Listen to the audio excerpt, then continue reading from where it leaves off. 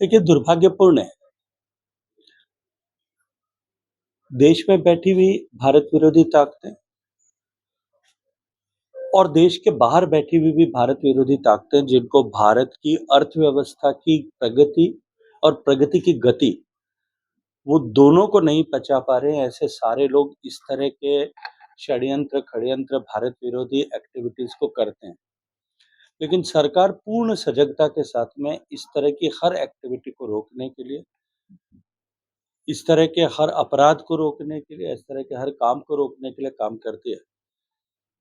जयपुर में जो नकली नोट की खेप पकड़ी गई है, मुझे लगता है पुलिस को उसकी जो है आद्योपांत जाँच करनी चाहिए। कहाँ सोर्स है, कहाँ प्रिंट हुआ है, कौन सप्लायर है, ताकि आने वाले समय में इस तरह की घटनाओं की पुनरावृत्ति न हो, उसको रोका जा सके।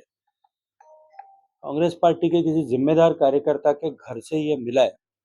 और राजनीतिक क्षेत्र के कार्यकर्ता के घर से या उसके परिवार के बच्चों से अगर इतनी बड़ी खेप चुनाव के इस मौके पर मिलती है, मुझे लगता है ये और भी ज़्यादा चिंता का विषय है। कि सामाजिक क्षेत्र में काम करने वाले लोगों को निश्चित रूप से और अधिक ज़िम्मेदारी के साथ में काम करना चाहिए। कांग्रेस पार्टी के नेताओं को भी, कांग्रेस पार्टी के राजस्थान के नेताओं को भी निश्चित रूप से इसमें अपना स्पष्टीकरण अवश्य देना चाहिए कि इस घटना पर, इस तरह की बरामदगी पर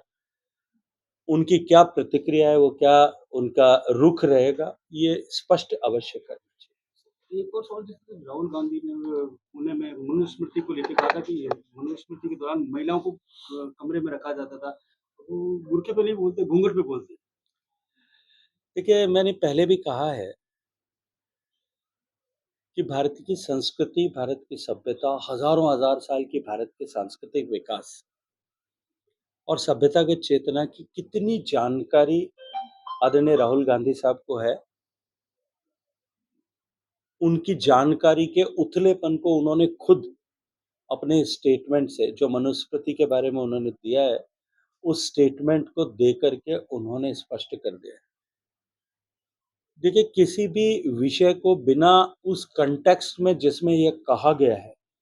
या जिन परिस्थितियों में ये कहा गया है, उस कॉन्टेक्स्ट के बिना उस विषय के बारे में बात करना, चर्चा करना, उसकी टिप्पणी करना, उसको घुमा करके अपने लिए उपयोग करना, ये सर्वथा अनुचित भी है और निंदनीय भी है। भारत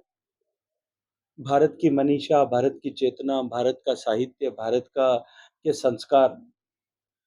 यदि इसका तनिक भी ज्ञान भारत के वेद, पुराण, उपनिषद, इनका तनिक भी ज्ञान राहुल गांधी जी को होता, तो मैं ये मानता हूँ कि वो इस तरह की टिप्पणी नहीं करते। हमारी सभ्यतागत चेतना के प्रति जो भारत के लोगों की आस्था थी, सभ्यता के मानबिंदुओं के प्रति जो भारत के लोगों की आस्था थी, जो सोच थी, उसको दूषित और प्रदूषित करने के लिए अनेक षड्यंत्र पिछले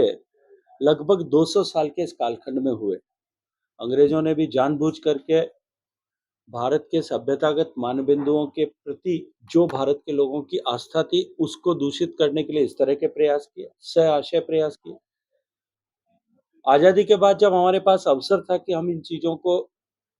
दुरुस्त कर दें और उसमें केवल हमारी जो है सांस्कृतिक मानबिंदु है, संस्कृति के प्रति चेतना नहीं, हमारे इतिहास के प्रति जो गौरव था, उसको भी डिमिनिश करने की कोशिश की गई। आज़ादी के बाद में जब राहुल गांधी जी के पिता में जब प्रधानमंत्री थे, तब देश के पास में ये अवसर था कि हम देश के इतिहास को दुरुस्त करते, जो कुछ गलत किया गया था उसको ठीक करते, उसको पटरी पर लाते, लेकिन दुर्भाग्य से ऐसा करने के बजाय उल्टा और अधिक गति के साथ में हमारे इतिहास को, हमारे सभ्यता की चेतना को प्रदूषित और दूषित करने का काम किया। आज फिर उसी गति के साथ में उसी तरह का स्टेटमेंट देकर के देश को बांटना। राहुल गांधी जी ने मनुस्मृति पर टिप्पणी की है, लेकिन भारत में महिलाओं को जो सम्मान था, भारत में महिलाओं को जिस तरह की आज़ादी थी, जिस तरह की स्वतंत्रता थी, भारत की सभ्यता में शक्ति की देवी के रूप में दुर्गा, ज्ञान की देवी के रूप में सरस्वती, लक्ष्मी की देवी के रूप में धन की देवी के रूप में महालक्ष्मी को, इन सबको माना गया, इन सब की पूजा की गई। जिस समाज ने इस तरह का संस्थागत जो है सम्मान, इंस्टीट्यूशनलाइज़ रिस्पेक्ट जिस समाज ने, जिस सभ्यता ने महिलाओं को या मातृशक्ति को दिया हो, जहाँ गार्गी, मैत्रेयी, कात्यायनी जैसी महिलाएँ हुई हैं, उन सबको उस समाज के बारे में इस तरह की टिप्पणी करना मुझे लगता है कि ये अशोभनीय भी है, निंदनीय भी है और ज्ञान की जानकारी के उथलेपन को भी दर्शाता है।